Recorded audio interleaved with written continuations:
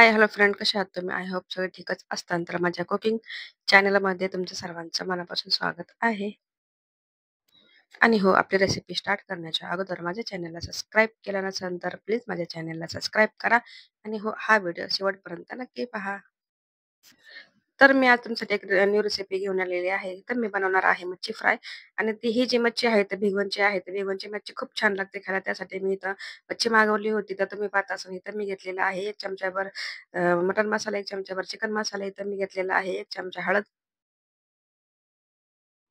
आणि थोडासा होममेड मसाला पण घेतलेला आहे. तर इथं आपण जे मसाले वगैरे आहेत ते व्यवस्थित आपण कोट करून घेणार आहे. तर इथं आता जे मसाले आहेत ते एकदम आपण घेऊन झालेले आहेत. ते आपल्याला टाकायचं आहे आता चवीपुरतं मीठ आणि चवीपुरतं मीठ ॲड करण्याच्या नंतर मी इथं थोडंसं कॉर्नफ्लॉवर पण घेत आहे. तर थोडंसं जे कॉर्नफ्लॉवर आणि बेसन पीठ टाकल्याच्या नंतर जे आपली मच्छी एकदम फ्राय होते तर खूप अशी कडक होती आणि तुम्ही पाहत असाल की इथं मी घेतलं आहे साधारणपणे 3 ते 4 चमचे इथे मी कॉर्नफ्लॉवर घेतलेलं आहे आणि इथं थोडंसं 3 ते 4 चमचे इथे मी घेतलेले आहे बेसन पीठ आणि तुम्ही पाहत असाल की सगळ्या हाताच्या साहाय्यानेच मी पटापट असे बनवून घेत आहे. कारण का त्या दिवशी माझे 2 व्हिडिओ शूट झाले होते त्यामुळं मला जे व्हिडिओ मी आहे ते एकदम फास्ट फास्ट असे बनवलेले आहे आणि इथे थोडंसं घेतलेलं आहे ऑरेंज कलर फ्रूट कलर घेतलेला आहे. कारण ज्यावेळेस आपण कलर ॲड करतो त्यावेळेस आपल्या माशाचा जे कलर आहे खूप छान असा दिसतो. त्यासाठी मी इथं फ्रूट कलर थोडासा घेतलेला आहे. साधारणपणे 1 चमचाभर घेतलेला आहे. कारण मासे खूप होते त्याच्यासाठी 1 चमचाभर लागणारच होता. तर इथे मी 1 ते 1.5 लिंबू घेतलेला आहे आणि त्याला त्याचा जे रस आहे ते एकदम हाताच्या सहाय्याने काढून घेतलेला आहे. आणि लिंबाचा रस टाकण्याच्या नंतर जे मी आहे ते मसाले वगैरे, कॉर्नफ्लॉवर, नंतर बेसन पीठ वगैरे आणि एकदम नॉर्मली थोडासा पाण्याचा हात घेऊन मी इथं सगळे जे मासे आहेत त्याला चांगल्यापैकी आपल्या मसाल्यामध्ये डिप करून घेत आहे. तुम्ही पाहत असाल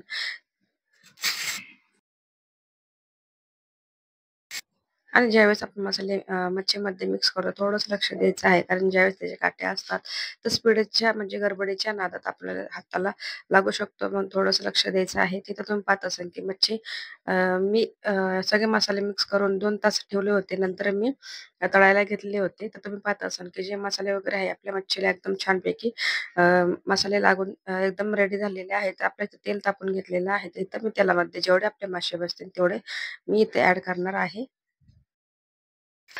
आणि आपला जे गॅसचा फ्लेम आहे ते हायच ठेवायचा आहे. कारण जर आपल्याला मच्छी अशी कडक हवी असेल तर त्याच्यासाठी आपल्याला जे गॅसचा फ्लेम आहे तर फुल असा ठेवायचा आहे. तर आपण जर मीडियम ठेवल्याच्या नंतर आपली मच्छी जी आहे तर ती कडक अशी होणार नाही. त्यासाठी ती थोडीशी काळजी घ्यायची आहे. तर गॅसचा फ्लेम मी एकदम हाय ठेवलेला आहे. तुम्ही पाहत असाल की कशाप्रकारे आपली मच्छी तेलामध्ये एकदम फास्टपैकी अशी फ्राय होत आहे.